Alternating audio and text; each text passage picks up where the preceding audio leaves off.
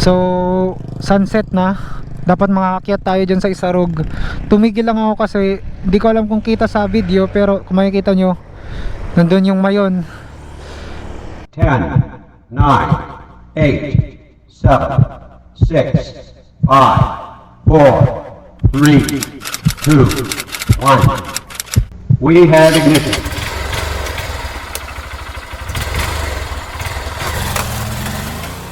Hi guys! Welcome to my channel, and for today's video papunta tayo sa Rusi para kunin yung susi ng aking motor. Kasi finally fully paid na siya, graduate na siya. Ang last month of payment niya ay sa June pa.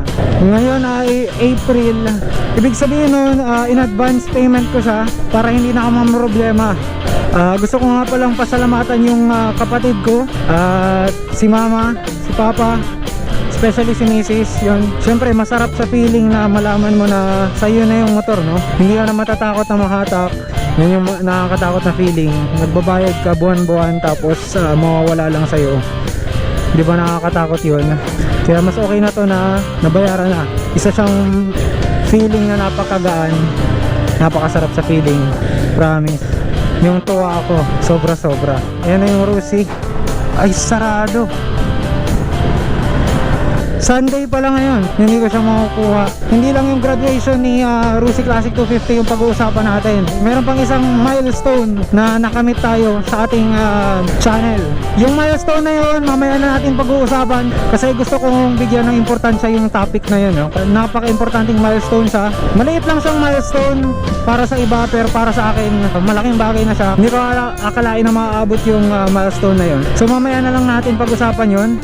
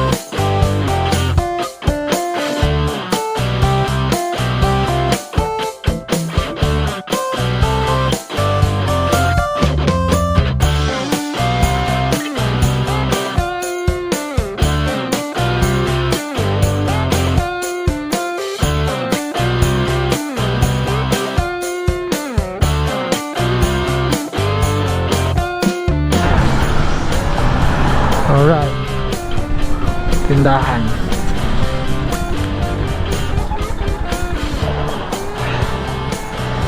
Shoo.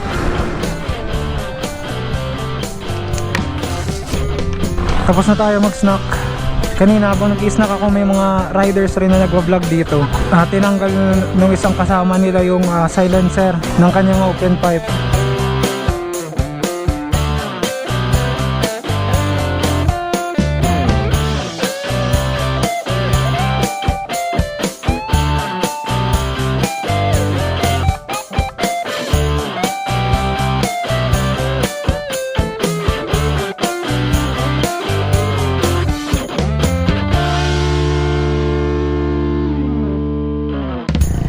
So sunset na, dapat makaakyat tayo dyan sa Isarog. Tumigil lang ako kasi hindi ko alam kung kita sa video, pero kung makikita nyo, nandun yung Mayon. Kitang kita siya dito. Alright, back on the road tayo. Gusto kong mag-celebrate, mag-celebrate tayo kasi meron tayong milestone ngayon. Ito ang 250 subscribers. Salamat sa nag-subscribe at sumusuporta. sa lahat ng 250 plus subscribers ko ngayon, no? Siguro pag na-edit ko na tong video na to at na-upload na, mas marami pa sa 250 subscribers na nasa channel ko. Pero ngayon na-record ko to, exactly 254 subscribers tayo. And yun, celebration. Salamat sa inyo, no? Salamat sa pag-subscribe, salamat sa panonood. On the way tayo ngayon sa Hibiscus kasi ito yung isa sa mga lugar na pinuntahan ko nang una kong nakuha tong Rusi Classic 250, no? Kita-kits na lang tayo pag paakyat na tayo kasi medyo mahaba pa tong kalsadang ito. Samahan nyo ako sa trip natin ito. Magsa-celebrate tayo. Guys, update. Inayos ko lang yung helmet ko kasi yung buhok ko tumatama na naman sa mata ko. Sobrang mahaba na yung buhok ko. Nandito na pala tayo, no? Ito na yung daanan papuntang Consosep. Aakyat na tayo. So, banking na to.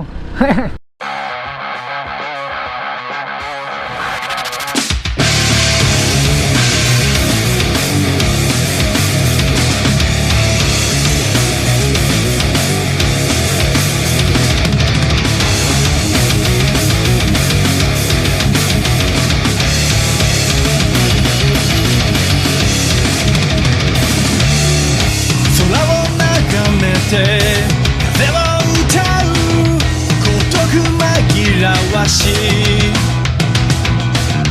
つもと違うその時を目に待つだけで小さな日々の果てを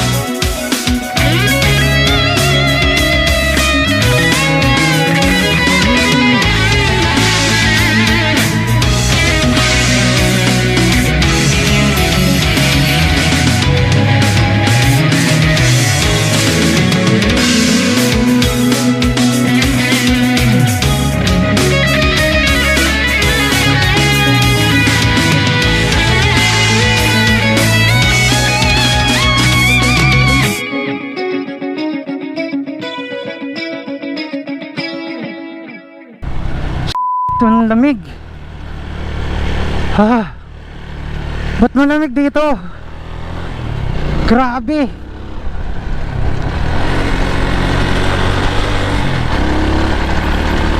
Grabe malamig. Grabe yung lamig. Grabe. Promise, lalamig ako. Woo! Ano ba to? Kanina ang init.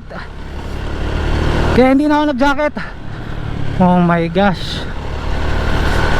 Grabe ang lamig, lamig, lamig. Ay, tatamaan ba ako ng mga dahon? Oh, grabe.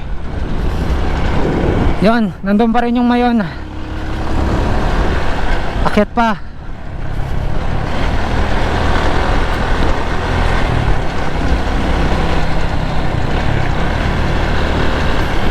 Garrett, grabe, nanginginig yung kamay ko. Iba yung lamig dito. Ay, ano to? Bawal na ba dito? Ang lamig. Siguro ito na yung dead end. Hindi na ako magpupumilit dyan. Yung mayon, hindi ko alam kung nakikita nyo, pero mayon yun. Nung last time na pumunta kami, ang baba pa nitong puno na to. Ay, Diyos ko. Yun. May mga ilaw na sa baba. Sana abutin pa ng memory. Sana kita sa GoPro. Hindi ko alam kung kita sa GoPro. Pero yun, makikita nyo. Hindi ko alam. Mayon. Basta yun. Yun. Mayon. Nandun. Yan. Mayon. Tumatayo yung balahibo ko sa lamig. Grabe. Hindi ko alam kung makikita nyo na. Pero kung makikita nyo, nandun parang mga bitukang manok na kalsada. Para makasave tayo ng memory, magpe-picture muna ako, no? Kasi napakaganda ng view. Dati kita yung dagat dito kaso may puno na. Panoorin nyo yung Isarog Loop. Kita yung Atulayan, tas yung Sangay Nato. Wow! Sobra lamig, promise. Linalamig ako. So yun, picture muna ako. Picture 16:9.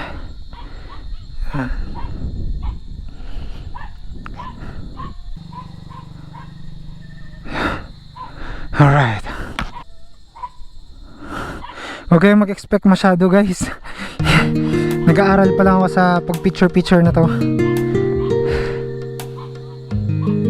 Hindi pa tayo professional. So, picture tayo kasama yung motor. Alright. Tingnan natin kung pwede natin i-zoom in yung mayon. So, kung hindi nyo nakikita, try natin gamitin tong iPhone. Yun yung mayon.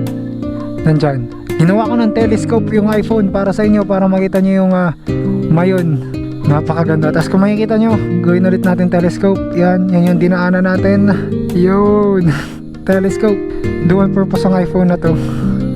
Ayan, paano ba i-zoom out? Yan lang. Paano ba ito i-zoom out? Para makuha natin ng magandang kuha. Napakaganda.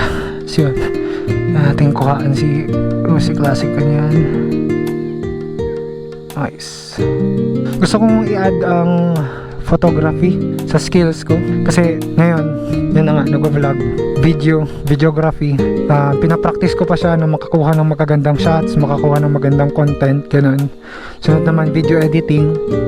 Mas gusto ko rin idagdag ang photography, no? Kasi may mga anak ako at as much as possible gusto kong makuha yung moments nila sa paglaki, and napakahalaga ng video at photo or pictures doon, no? Promise dito sobrang lamig, iba sa baba.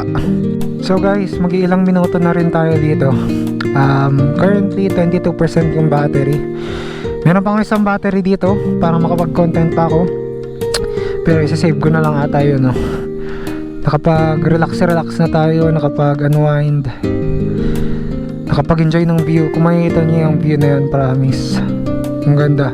Mas maganda sa personal kasi makikita niyo yung ilaw, parang dagat. Solid na solid. Solid plus solid yun, ha. Solid na solid. Solid na solid. Yan. So guys, madilim na. Sobrang madilim na. Nakapag-relax na ako. Tambay. Hindi ko alam kung may nakikita kayo, no? Pero sobrang dami ng ilaw dyan sa baba. Nandito pa rin tayo sa taas. Dito ko na natapusin tong vlog na to, no? Sana nagustuhan nyo. Please leave a like, comment, and subscribe. At magkita-kita tayo sa susunod na video, no? Salamat sa 250 subscribers. Appreciated ko yung suporta nyo.